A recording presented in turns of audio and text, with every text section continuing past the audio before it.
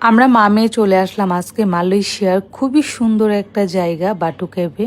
But এত বেশি ভিড় ছিল আজকে, আমরা জানতামই না। আর জায়গাটা হচ্ছে অনেক বেশি সুন্দর। জায়গাটা অনেক ভিডিও আমরা দেখেছি অ্যান্ড এখানে অনেক বেশি প্ল্যান করে গিয়েছিলাম যে আমরা অনেক সুন্দর সুন্দর ছবি তুলবো, ভিডিও করব। বাট এত ভিড় ছিল যেটার জন্য ওইরকম ভাবে আমরা কিছুই করতে পারি নাই। মালয়েশিয়া কুয়ালালামপুর থেকে প্রায় 13 কিলোমিটার দূরে এই জায়গাটা। এক্সপ্লোর করার মতো অনেক সুন্দর সুন্দর জিনিস ছিল এখানে, বাট আমরা কিছুই করতে পারি না, এত এত ভিড় ছিল। এই জায়গাটা অনেক বেশি বিখ্যাত কারণ এটা হচ্ছে হিন্দু তীর্থস্থান এই জন্য, আর এটা হচ্ছে খুবই জনপ্রিয় পর্যটন কেন্দ্র।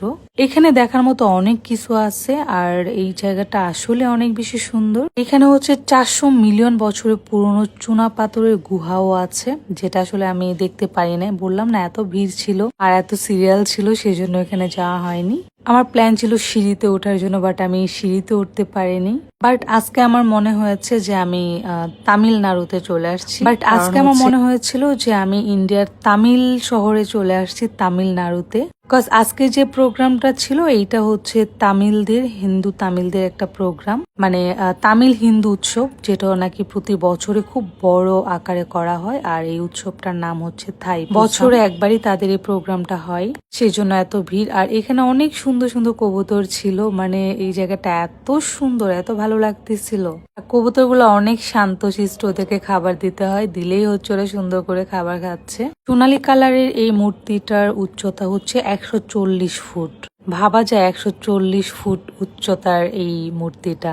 আর এই সিঁড়িগুলা দিয়ে উপরে উঠতে নাকি অনেক ভালো লাগে। আর এখানে অনেক সুন্দর সুন্দর জায়গা আছে এক্সপ্লোর করার জন্য। বললাম না এত ভিড়, সেজন্য আসলে এত সুন্দর করে এক্সপ্লোর করতে পারিনি আমরা।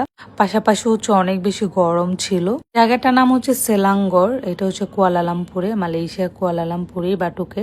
বাট আমাদের কাছে অনেক বেশি ভালো লাগতেছিল, কজ হচ্ছে এখানে অনেক বেশি মানুষ ছিল, আমরা একটু অন্যভাবে দেখতেছিলাম। আর বললাম না একটু তামিলনাড়ু ফিল পাচ্ছিলাম, এত এত তামিল মানুষ দেখতেছিলাম এই জায়গাতে, সবাই তামিল। কারণ উৎসবটাই ছিল হচ্ছে তামিল হিন্দু উৎসব। এখানে অনেক সুন্দর সুন্দর গুহা ছিল, আমি ভাবছিলাম যে গুহাগুলো পরিদর্শন করব, সেটাও করা হয়নি। বাট এখানে ঢুকতে কোনো ধরনের ফি লাগে না, কোনো টাকা দিতে হয় না। বাট কিছু কিছু গুহা পরিদর্শন করতে হলে হচ্ছে ফি। আমি একজনকে জিজ্ঞেস করছিলাম যে এখানে কতটা সিঁড়ি আছে, তো উনি বললো যে 272টা সিঁড়ি রয়েছে এখানে, মানে এই 272টা সিঁড়ি বেয়ে উপরে উঠতে হয়। আমি একটা জিনিস যেটা দেখলাম যে বিশাল বড় বড় মূর্তি কাঁধে নিয়ে অনেকে হচ্ছে সিঁড়ি দিয়ে উঠতেছে উপরে, যেখানে হচ্ছে আমরা মানে খালি মানে শুধু ব্যাগ নিয়ে উঠতে আমি হিমশিম খাচ্ছিলাম। আর এটা তারা এইভাবে উঠতেছে, এটা আসলে তাদের হচ্ছে হয়তো বা কোনো একটা কিছু, সেটা আমি জানি না। যাই হোক, বাটুকে জায়গাটা অনেক বেশি সুন্দর।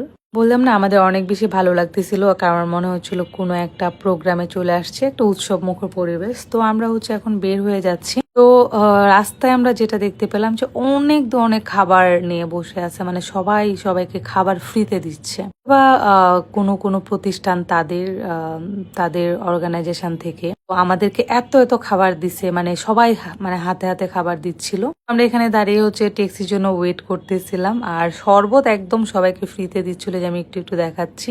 তো একটু সামনে যাওয়ার পরেই হচ্ছে আমাদের হাতে বিশাল বড়, মানে 3 জনের হাতে 3টা বিরিয়ানির প্যাকেট দিয়ে দিছে খিচুড়ির।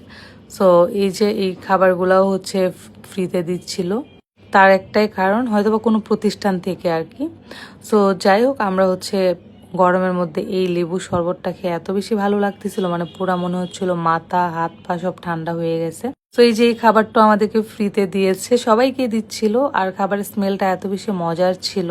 তো যাই হোক, মালয়েশিয়ার বাটুকে এক্সপ্লোরটা আমাদের জন্য একটু মেমোরেবল ছিল, কারণ হচ্ছে সবাই যায় একভাবে, আমরা গিয়েছি আরেকভাবে। যদিও আমরা ওইভাবে মানে ছবি ভিডিও করতে পারি না, বাট তারপরেও ভালো লেগেছে যে একটা উৎসব মুখর পরিবেশে আমরা ছিলাম। তো যাই হোক, আমাদের ঘোরাঘুরি শেষ, এখন আমরা ট্যাক্সির জন্য ওয়েট করতেছি। সো ট্যাক্সি আসছে, আসার পরে আমরা ট্যাক্সিতে উঠে যাব, উঠে হচ্ছে আমরা আমাদের ডেস্টিনেশনে চলে যাব। তো যাই হোক, অনেকেই বলতেছেন মালয়েশিয়ার ব্লগ কেন তো দেরিতে আপলোড করতেছি, কারণ তখন হচ্ছে আমার মন মানসিকতা ভালো ছিল না, কারণ আমার পেজ ছিল না, পেজে প্রবলেম ছিল, দ্যাটস ওয়াই ওইভাবে ভিডিও আমি আপলোড করি না। এখন আমার পেজে সব ঠিক হয়েছে, জন্য আমি সব ভিডিও আস্তে আস্তে আপলোড করতেছি। Thank you everyone.